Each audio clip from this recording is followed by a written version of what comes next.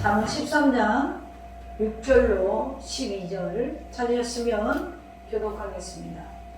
공의는 행실이 정직한 자를 구하고 악인은 죄를 표명하게 하느니라. 스스로 구한 자매라도 아무것도 없는 자가 있고 스스로 가난한 자매라도 재물이 많은 자가 있느니라. 사람의 재물이 자기의 생명의 속전일 수 있으나 가난한 자는 협박을 받을 일이 없느니라. 의인의 빛은 환하게 빛나고 악인의 등불은 꺼지느니라. 교만에서 다툼이 일어나느니라. 권면을 듣는 지혜가 있느니라. 망령들이 없는 재물은 들어가고 손으로 모은 것은 들어가느니라. 소망이 이루어지면 그것이 마음을 상하게 하느니라. 소원이 이루어지는 것은 곧 생명 나무니라. 아멘. 오늘 하나님 말씀의 제목은 그리스도인의 물질관이라는 제목으로 저와 여러분을 은혜를 나누겠습니다. 그리스도인의 물질관. 자, 오늘은 여러분들이 좋아하는 주제로 우리 나누겠습니다. 우리 질문을 제가 하나 할게요. 재물이 좋은 걸까요? 나쁜 걸까요? 제가 단호히 말하면 좋은 거예요. 나쁜 거 아닙니다. 물질은 참 좋아요. 근데 물질을 많이 갖고 싶죠. 할렐루야? 그릇이 돼야겠죠? 네, 목사님들이 이렇게 얘기를 많이 해요. 그죠? 저도 뭐 그냥 똑같은 대답을 하자면 여러분들 물질을 잘 사용할 수 있는 그릇이 돼야겠죠. 그러면 또 그걸 역으로 생각해보면 그럼 내가 아직 그릇이 안 됐다라는 것이죠. 그릇이 뭐가 안 됐을까? 고민해보신 분. 그걸 고민을 안 하니까 돈을 못 버는 거야. 고민을 해봐야죠. 내가 왜 그릇이 안 됐지? 그릇이 되면 준다고 하는데 뭐가 그릇이 안 된 거지? 고민을 하셔야죠. 이렇게 던지는 고민을 자꾸 하셔야 돼요. 여러분 제가 그랬잖아요. 의문을 하는 건 굉장히 좋은 거라고 신앙에서는. 잠언 10장 15절에 보면 부자의 재물은 그의 견고한 성이요 가난한 자의 공핍은 그의 멸망이니라 라고 했어요. 부자의 재물은 그의 견고한 성이요 가난한 자의 공핍은 그의 멸망이니라. 여기서 재물이 그의 견고한 성이다 이렇게 표현해요. 10장에 보면 이것은 보호한다 이런 의미예요. 해석해보면 재물이 나를 보호한대요. 왜 그러냐면 저는 여러분들이 2021년을 마무리하면서 정말 잘 됐으면 좋겠거든요. 근데 좀 안타까운 부분이에요. 오늘 좀 성경에서 이야기하는 특별히 이전에도 이후에도 어떤 솔로몬이 하는 가르침 속에서 우리가 하나님이 우리에게 무엇을 이야기하고자 하는지 좀 깨닫기를 원합니다. 그러면 아까 좀 전에 이야기했던 15절에서 이제 부자의 재물은 그의 견고한 성이요 가난한 그의 공핍은 가난한 자의 공핍은 그의 멸망이라 라고 했는데 재물이 내 인생에 있어서 재난이나 힘들고 어려운 상황에서 보호가 된다는 의미로 쓰인 것이죠. 그렇습니다. 그런 측면에서 재물은 좋은 것이기도 해요. 그러나 문제가 뭐냐? 재물은 참 좋은데 문제가 뭐냐? 문제는 우리가 재물을 하나님보다 더 믿고 의지한다는 것이. 돈만 있으면 돈을 의지해요. 예전에 우리 아버지는요 월급만 타고 왜 이렇게 목에 힘이 들어가? 막 이러면서 우리 엄마한테 그러더라고. 어렸을 때 내 기억에 그래. 어렴풋이 너무 어렸을 때라서 기억이 자세히는 안 나지만 그 돈만 벌어오면 막 친구들이 와서 밤새 고소 치면서 술 마시면서 엄마는 계속 뭐예요? 반찬 차려줘야 돼요. 그 큰 그 힘이 재물에서 나오더라고요. 우리 아버지는. 사람 마음이 그렇다는 것이죠. 단편적이지만 다 누구나 그런 마음이 있어요. 그러니까 재물이 생기면 자꾸 그걸 믿고 그것이 힘이 된다는 거예요. 그래서 많은 사람들이 여기는 그리스도인이 포함돼요. 모든 사람은 하나님을 향한 마음보다는 재물을 향한 마음이 더 커요. 그래서 어떤 사람에게는요 부자인 것이 독이 되는 사람이 있어요. 마음 때문에. 마음 때문에. 그래서 그런지 예수님은 일찍이 너희가 재물과 하나님을 두 주인을 섬길 수 없어. 그 주인으로 표현하시죠. 재물은 우리의 주인이 될 수 있다는 거죠. 너 두 마음을 가지고 두 주인을 섬길 수 없다고 했죠. 마음이 갈라진 상태로 하나님을 볼 수 없기 때문이에요. 우리나라 옛말에 죄송합니다. 지금부터 개같이 멀어서 정성같이 쓰라는 말이 있어요. 여기서 제가 질문이 하나 생겼는데 뭐냐면 정말 개같이 버는데 정성같이 쓸 수 있을까? 한 번도 생각해 본 적 없어요? 이건 참 우리 그리스도인과는 상관없는 말이죠. 왜 그래요? 개같이 돈을 벌었다는 것은 개 같은 사람이 됐다는 거잖아요. 그렇잖아요. 그렇기 때문에 우리가 깊이 생각해 보면 이 말은 결국에는 가치관이 이 뭐예요? 강아지 같은 게 아니라 정승 같은 가치관을 가지고 벌어야 된다라는 교훈이 맞는 해석일 거예요. 어쨌든 우리 그리스도인들에게 이 돈, 물질, 재물 같은 말이죠. 살아가면서 없어서는 안 돼요. 아까 말했던 15절, 잠언 10장 15절의 말씀처럼 살아가면서 재물이라는 것은 우리에게 보호를 해주기도 하고 때로는 견고한 성이 되기도 하기 때문에 이 땅을 살아가는 어느 누구도 부인할 수 없어요. 실제로 우리가 살아가면서 필요한 부분을 돈을 지불하는 경우가 많기 때문에 그래요. 제가 한참 물질의 연단을 받을 때고 지금도 받고 있지만 참 한 100배 정도 힘들 때 마음이 그때 제가 잠자리 들면서 한 날에 이런 생각이 드는 거예요. 사람은 자면서도 돈을 쓰는구나. 여러분 그런 생각해 보셨어요? 사람은 자면서도 돈을 써요. 왜 써요? 보일러 돌아가니까 연료비가 들어가고 밤새도록 냉장고나 가전제품 전기가 돌아가니까 전기료가 올라가고 계속 쓰고 있는 거예요. 그런 생각이 들어서 나는 인생에 뭐 이렇게 돈이 필요하냐 이러면서 밤을 지새운 적도 있어요. 돈? 저 원수 같지만요. 우리 그리스도인에게 필요해요. 안 필요하다? 그거 거짓말이에요. 필요해요. 아무리 가난함을 추구해도 최소 생계비가라는 말이 있잖아요. 인간이 살아가는데 최소한의 필요한 것들이 있다는 거예요. 그게 우리의 어떻게 보면 현실이에요, 현실. 그렇다면 성경에서 말하는 우리가 아무리 안 쓰고 안 먹고 안 입어도 어쩔 수 없이 우리 죽을 때까지 함께 갈 수밖에 없는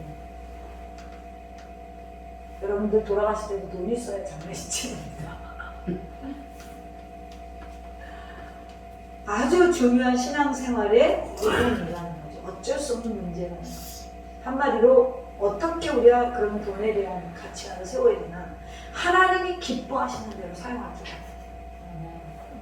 잠언을 읽어보면요 의외로 물질에 대한 이야기를 굉장히 자주 해요.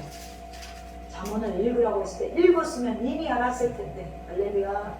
안 읽어서 무슨 소리 하나 저 목사가 굉장히 돈에 대한 이야기를 자주 언급합니다. 그렇다면 그리스도인으로서 물질에 대한 부분에 있어서 어떤 기본적인 자세가 있어야 할까? 오늘 잠언이 말하는 것에서 우리가 좀 찾아보려고 합니다. 첫째는 돈은 정직하게 벌어야 된다는 기준이 있어요. 재물은 여러분 그리스도인은 벌지 말라가 아니라 정직하게 버셔야 돼요. 정직하게. 얼마 전에 신학신약을 연구하는 교수님 말을 듣다가 제가 참 느끼는 게 많았어요. 이분이 가만히 보니까 한국보다는 외국에서 생활을 많이 하신 분 같아요. 미국에서 오신 분인데 제가 좀 감동적인 이야기를 들었는데 여러분들에게 소개하고 싶었어요. 근데 좀 카톨릭 교회 이야기예요. 카톨릭 교회 일화 이야기인데 에피소드인데 한 번은 어떤 주교님을 남아프리카의 거부가 찾아왔대요. 찾아와서 내가 이 성당에 우리는 성당이라고 하지만 원래는 카톨릭 교회에 계신 교회 이렇게 불러요. 카톨릭 교회에 내가 기부하고 싶습니다. 근데 너무나 큰 돈, 우리가 상상하지 못하는 돈을 기부한다고 하니까 우리는 어떻게 할까요? 할렐루야, 주님이 드디어 온다고 하시구나. 그럴 텐데 이분들이 당황을 하셨는지 며칠 만에 좀 여유를 주시겠습니까? 형제님, 우리 교회는 회의를 거쳐야 됩니다. 그래서 그 지역의 중직들을 모여서 회의를 했나 봐요. 제 조직도가 어떻게 되는지 잘 모르겠지만 회의를 했대요. 그리고 나서 뭘 조사했냐면 기부할 사람을 조사했대요. 기부할 사람을 조사했는데 조사 내용이 뭘까요? 네? 정직한가? 어떻게 돈 벌었나? 이 사람이 어떻게 재물을 모았나? 이거 조사한 거예요. 조사해보니까 회의 결론이 이렇게 났어요. 이 사람은 성경적이지 못하게 돈을 벌었기 때문에 이 기부금을 받지 않게. 이것이 가톨릭교 입장이었다고 합니다. 여러분, 이 사건에 대해서 우리는 어떤 생각이 드나요? 뭐 그래도 회심했나 보지. 하나님 앞에 좀 낸다는데 그 어려운데 좀 받아주지. 방법은 달라도 하나님 축복한 거잖아? 악인도 들어쓰는데 말이죠. 뭐 그렇게 또 이렇게 내쳐. 또 어떤 사람은 그래도 정직하지 못한데 받으면 안 되지. 뭐 각자 생각이 다르니까. 정답이 뭐 있겠어요? 받자 안 받자로 나뉘겠지? 그쵸? 이 중에서는 아니겠죠. 그런데 뭐 이런 내용을 예로 들어서 그 신약을 연구하시는 땡땡땡 교수님이 말씀하시기를 이렇게 하는 거예요. 이런 내용을 제가 한국에 오니까 한국 개신교회는 안 가르쳐요. 한국에서, 특별히 한국교회에서는 돈을 버는 방법에 대해서는 성경에서 많이 찾아서 이야기하는데 돈을 버는 자의 삶에 대해서는 굉장히 무관심합니다. 제가 목회자의 한 사람으로서 굉장히 많은 생각을 하는 부분의 내용이었어요. 우리는 무조건 돈만 벌면 좋다라는, 복을 받았다라는 그런 생각을 심어주는 경향이 없지 않아 있습니다. 부인할 수 없는 얘기였어요. 사실 이 지금 가톨릭 교회 방법은 누구의 방법이냐? 율법을 지켰던 구약의 유대인의 방법이었어요. 예수님 공생의 당시에 왜 이렇게 세리와 창기들을 엄청난 죄인으로 간주했나요? 그들의 삶이 올바르지 못해서 죄인으로 간주한 거예요. 정말 그들이 더러워서 그런 게 아니에요. 삶이 온전하지 못해서 유대인들은 그들과 앉아서 예배할 수 없었고 그들의 헌금을 성전에서 받지 않았어요. 옳지 못한 삶으로 옳지 못한 돈을 벌었기 때문에 그랬죠. 그래서 그들은 예배를 같이 드릴 수도 성전에 예물을 드릴 수도 없는 사람으로 간주했습니다. 그러나 우리가 조금 더 신약시대 성도들이니까 조금 더 예수님의 복음으로 들어가면 예수님은 대표성 가진 사람을 하나를 등장시키죠. 누군가요? 바로 누가복음에만 기록한 세리장 삭개오 사건입니다.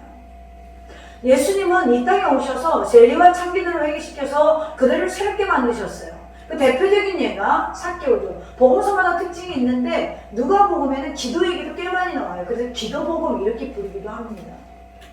누가복음은 그 당시에 그러네 누가의 시선에 예수님이 뭘 하는 걸 기록을 많이 했냐면 그러니까 마태의 시선, 뭐 마가의 시선, 그리고 누가의 시선이 있어요. 여러분 복음서 읽어보면 누가의 시선은 당시의 죄인들 그리고 이방인의 구원에 대해서 굉장히 관심이 있었어요. 그렇기 때문에 예수님이 그런 사역한 거를 굉장히 디테일하게 기록하다 보니까 길어요. 여기서 이방인이라는 것은 지역적인 것도 있지만요. 교회 밖에 잃어버린 자, 예수님의 복음의 손길이 가지 못한 자, 상태, 아직도 죄인인 상태. 근데 문제는 교회 안에도 아직도 잃어버린 자가 있다는 거예요. 하나님의 방법으로 살지 않는다는 거죠. 어쨌든 우리는 누구나 세리장 삭개오처럼 불의한 재물을 모을 수 있습니다. 그러나 삭개오는 어떻게 변했나요?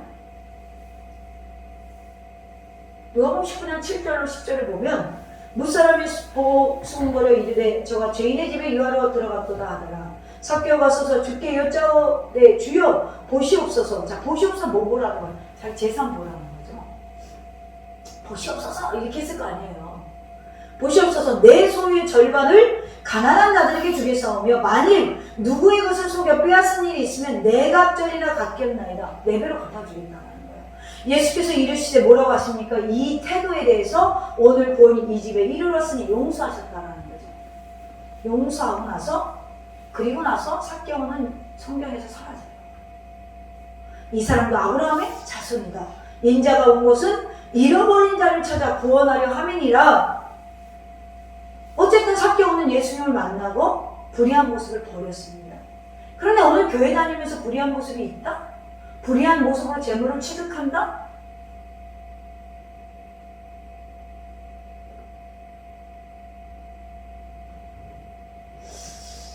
결국 그리스도인은요, 하나님이 기뻐하는 방법으로 돈을 벌어야 돼요. 돈을 벌지 말라는 게 아니에요. 오늘 6절 한번 볼까요? 본문의 6절을 보면 공의는 행실이 정직한 자를 보호하고 이렇게 되어 있어요. 세번역 성경에 보면 이렇게 되어 있습니다. 흠없이 사는 사람의 의는 그의 길을 지켜주지만 죄인의 악은 그를 망하게 한다. 이렇게 돼 있어요. 우리는요, 재물을 버는 것도 중요하지만 그것이 다른 곳으로 흘러가지 않도록 조심해야 된다는 거예요. 그거 누가 지켜준다고요? 하나님이 지켜주신다는 거예요. 여기서 공의는 하나님을 이야기하는 거거든요. 그래서 사람들은 돈을 지키려고 노력을 합니다. 투자도 하고 저금도 들고 요즘은 코인도 하고 주식도 하고.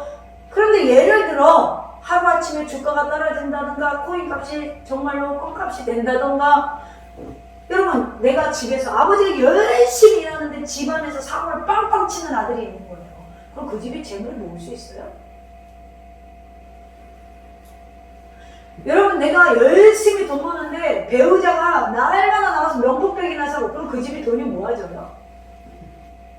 내가 사업을 하는데 흑자예요. 아, 이번에 분기에 우리 흑자 냈어. 그런데 한쪽에서 직원들이 돈 빼돌리고 사고를 막 치는 거예요. 그럼 흑자인가요? 수치만 흑자예요. 여러분, 한 번이라도 생각해 보세요. 내가 수익이라는 게 있는데 날마다 돈이 없어.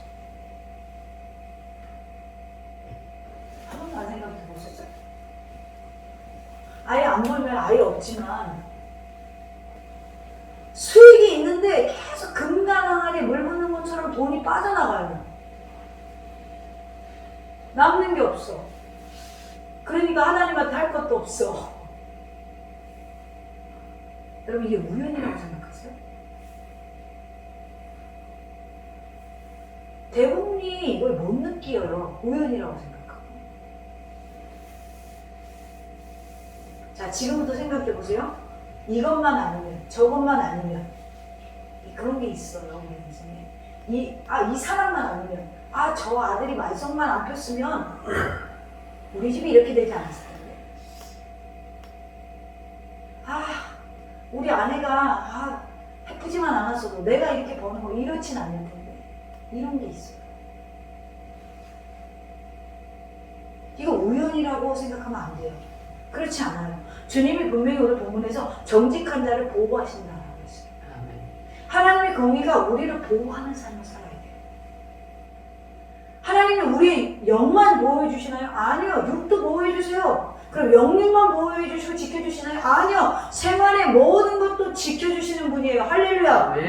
오늘 7절에 보면 뭐라고 하냐면 스스로 부한 채에도 아무것도 없는 자가 있고 스스로 가난한 채에도 재물이 많은 자가 있다. 이거 뭐예요? 가난한데 부자처럼 살고 부자인데 가난한처럼 속이는 자가 있다라는 거예요. 뭐예요? 정직을 얘기하고 있잖아요.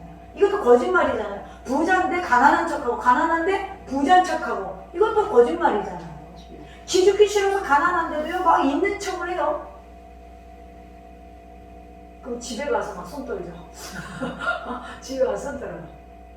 그것도 잘못됐다는 거예요. 그러니까 성경이 말하는 건 내가 주어진 상황에서 정직히 살아가는 걸 원하신다.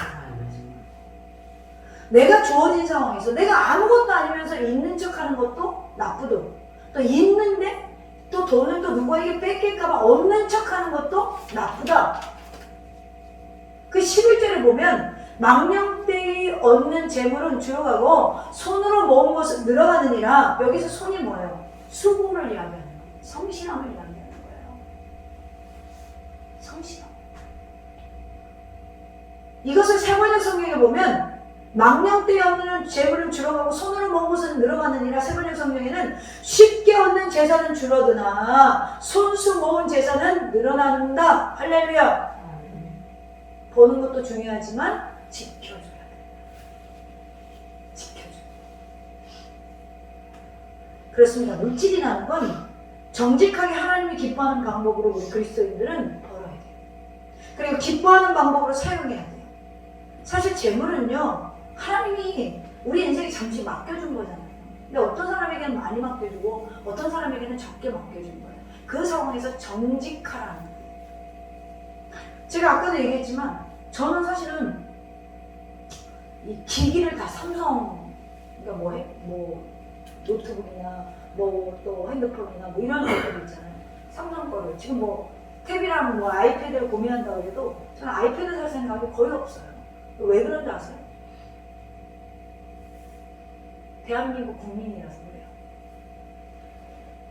어제 제가 뉴스를 봤는데 삼성 주식 이대로 괜찮은가? 팔아야 되나? 이렇게 나오는 거예요. 여러분, 그러면 내가 어렵다고 그걸 팔아봐요. 뭐 망할 정도로 어려우면 팔아야죠. 내가 망할 정도로 어려우면 팔아야 돼. 근데 이걸 그냥 갖고 있어도 조금만 손을 본다. 그러면 이걸 우리가 자꾸 팔면 누가 사요? 해외에서 사잖아요. 그럼 그 기업이 주인이 누가 돼요? 뺏기는 거잖아요. 근데 거기까지 생각을 안 해.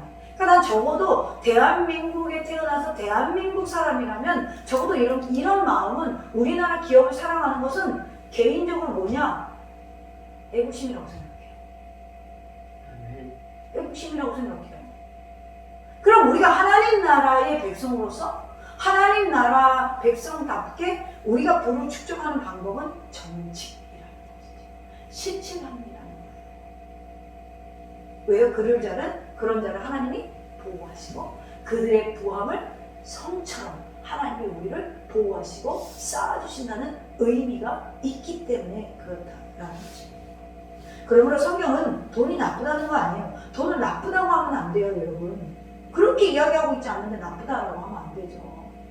우리의 가치관을 바로 세우라고 이야기하는 거예요. 돈에 대한 가치관을 바로 세워라. 마치 주인이 재물을 잠시 맡겨두고 먼 곳에 갔다는 것처럼 그래서 재물의 주인은 우리가 아니고 잠시 내가 맡기고 있다라는 사실.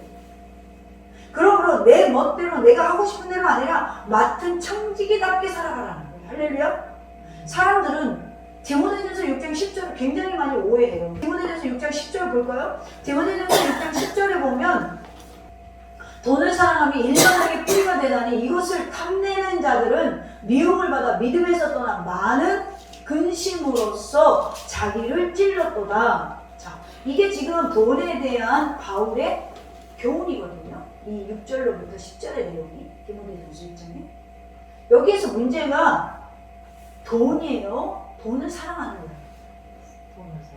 돈을 사랑하는 거예요. 돈이 문제가 아니에요, 여러분.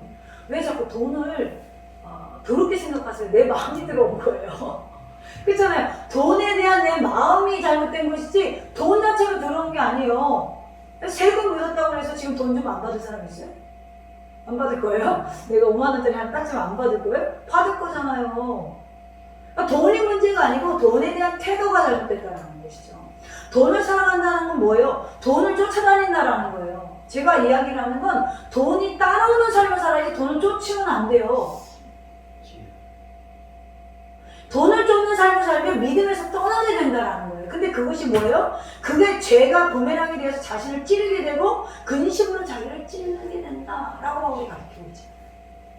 돈이 아니라 돈을 사랑하면 일만하게 뿌리가 된다는 거예요. 정말 돈이 있으면요, 돈을 사랑하고 돈을 더 가지려고 돈만 쫓는 인생이 된다면요, 차라리 가난한 인생이 복될 수도 있어요. 차라리.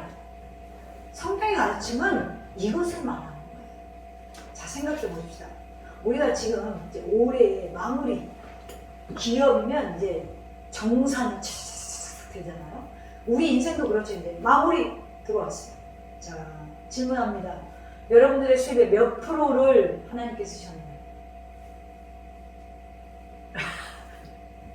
2021년 여러분의 수입이 있을 거 아니에요. 적던 크던 몇 프로를 하나님을 위해 쓰셨어요. 자, 고개 숙이지 마세요. 티나요. 고개 숙이지 마세요. 뻔뻔한 얼굴로 알고 계셨어요. 왜요? 내년부터 고치면 되지 뭐. 할렐루야? 네, 상쾌오리봉이 이마리를 축복합니다. 여러분 생각해보면 참 돈 벌기 힘들죠. 저도 가끔 뭐 자주는 아니더라도 이렇게 남편 집사님 도와줄 때 보면 아 진짜 이게 힘든 거구나 그런 생각을 해요. 내가 경험을 해보니까 그게 힘들어?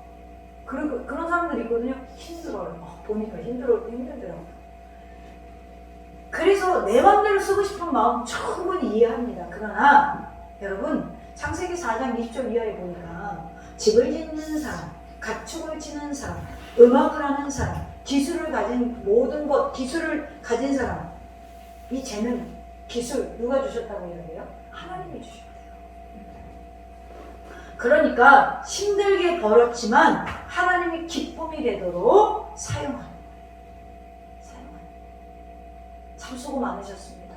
수입에 하나님의 일을 조금도 하지 못했는데도 이렇게 힘든 인생들 수고 많으셨어요. 내년에는 바른 물질에 대한 가치관으로 바뀌는 삶을 살아야 돼요. 할렐루야. 이거 준비하는 거예요. 내년은 이제 복 받을 준비. 내가 물질의 주인의식이 아니라 하나님의 자녀로서 본분을 잊지 말고 주님의 영광을 위해 쓰임받는 여러분의 재정이 되기를 주님의 이름으로 축원합니다. 두 번째로 우리가 돈을 벌 때는요, 내 이익을 위해서 남을 아프게 하거나 원수를 만들지 말아요. 이게 무슨 말씀이냐면 오늘 8절에 보면 본문 8절에 보면 사람의 재물이 자기의 생명에 속전일 수 있으나 가난한 자는 협박을 받을 일이 없느니라. 사람의 재물이 뭐예요? 생명을 빨리 뺏어갈 수, 죽게 할 수 있다는 거예요. 그런데 가난한 자는 이런 협박을 받을 일이 없다. 그러니까 빨리 죽는다는 건 그냥 죽는 게 아니라 협박을 받아서, 위협을 받아서 이렇게 우리가 추론해 볼 수 있죠. 이 말은 재물로 부유한 자가 죽을 수도 있고 위험에 처할 수 있지만 가난한 사람은 그런 일이 생기지 않는다는 거예요. 맞는 말이죠.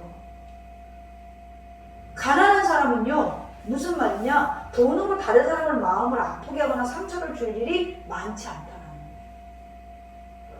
그래서 내게 앙심을 품고 협박한 사람도 거의 없다라는 것이죠. 그러므로 여러분, 돈은 선한 일에 써야 된다라는 이야기를 계속하고 있는 거예요. 또한 재물에 대한 태도를 말하는 것입니다. 겸손하라는 것입니다.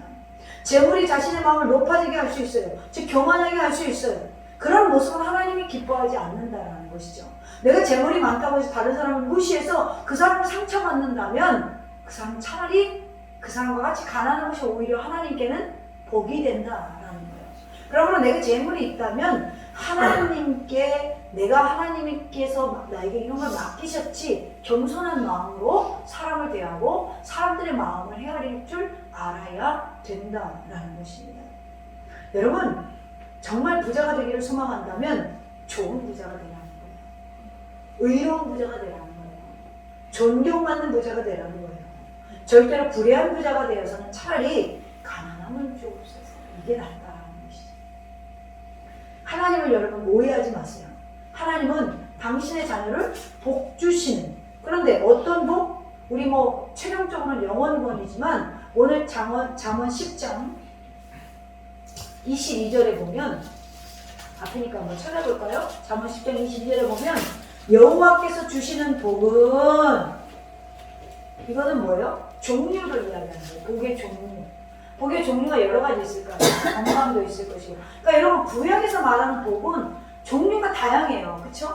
근데 이제 신약은 영적으로 끌고 가고 있지만, 여기서 종류는 어떤 종류의 복을 말합니까? 사람을 구하게 하고 근심을 경하여 주지 아니하십니다. 할렐루야. 하나님이 재물을 주는데 근심도 같이 준다 안 준다? 안 준다라는 거예요.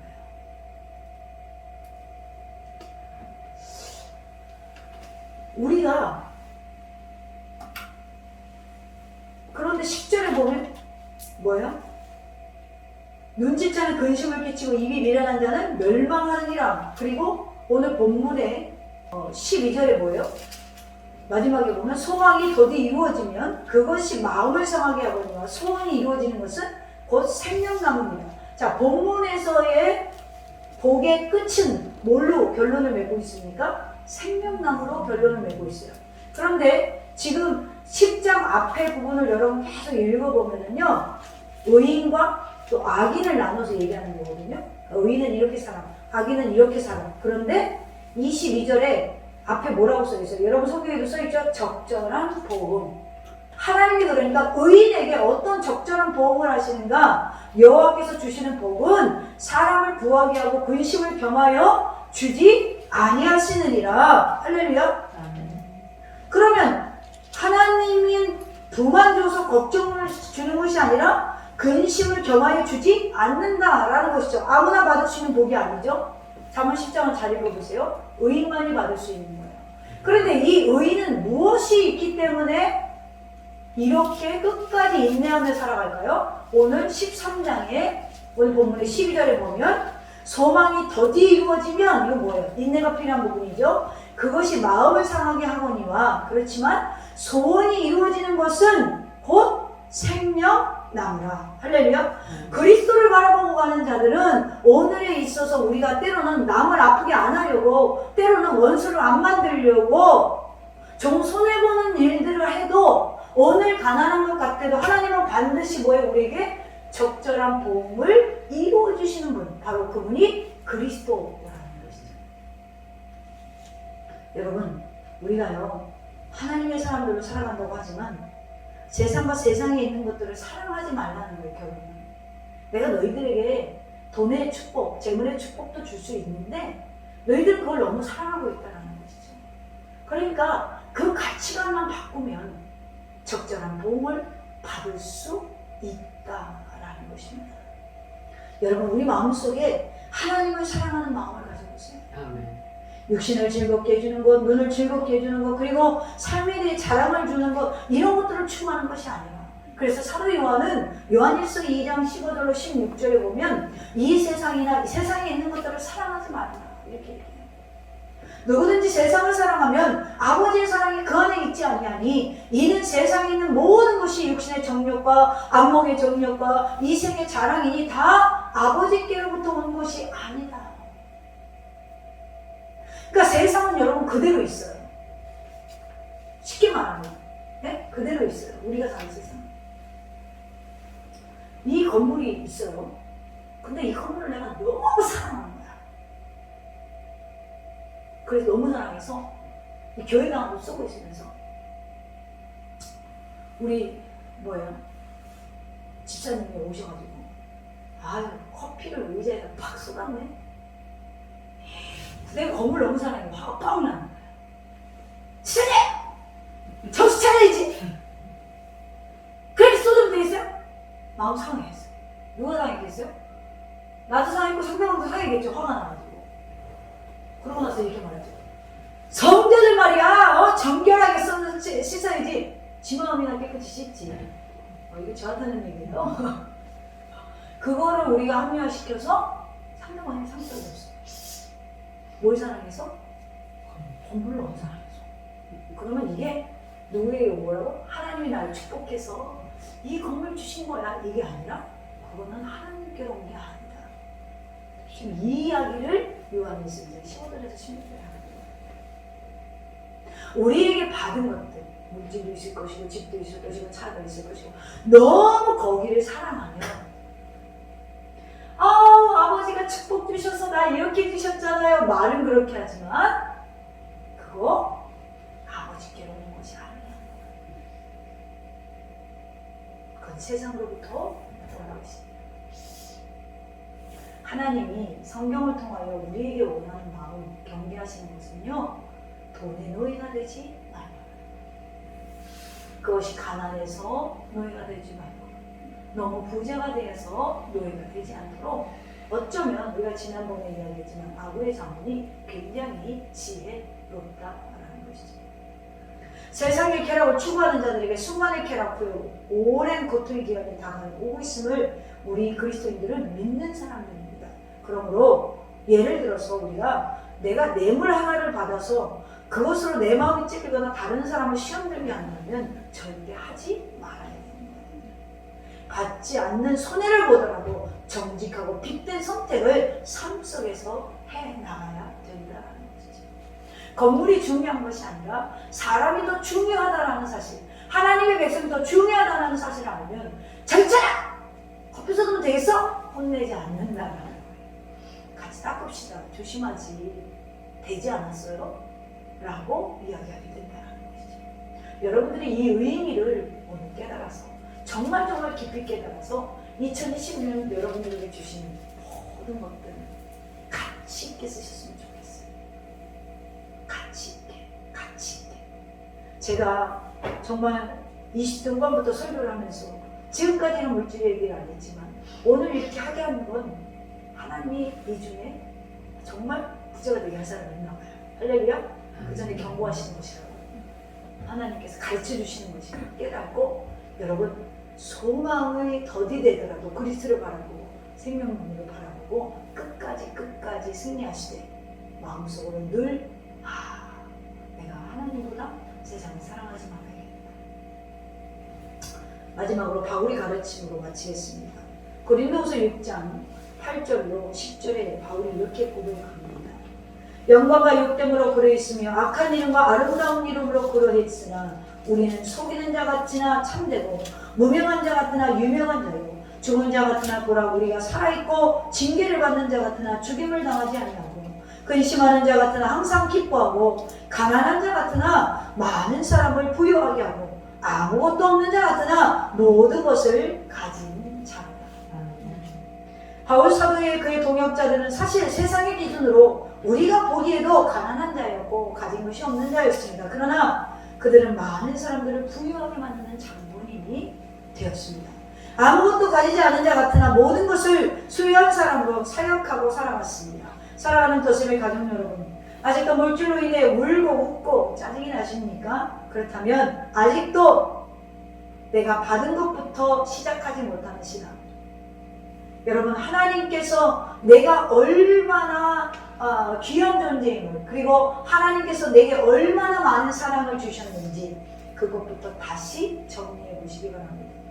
예수님의 사람들은 소망 가운데 삽니다.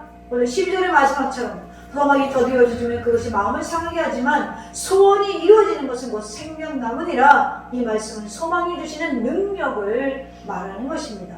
믿음의 사람들은 언제나 소망 가운데 산다는 것. 그러므로 아무것도 없던 바울은 자신이 부유한 자 같았고 다른 이들까지도 부유한 사람으로 변화시켰습니다. 이제 이후로 우리는 가난한 자 같지만 많은 사람을 부유케 하는 모든 것을 소유한 사람으로 준비된 축복된 삶이 되어지기를. 그래서 하나님께서 적절한 봉으로 여러분들이 필요한 것들을 채우는 삶을 살아가기를 주님의 이름으로 축원합니다.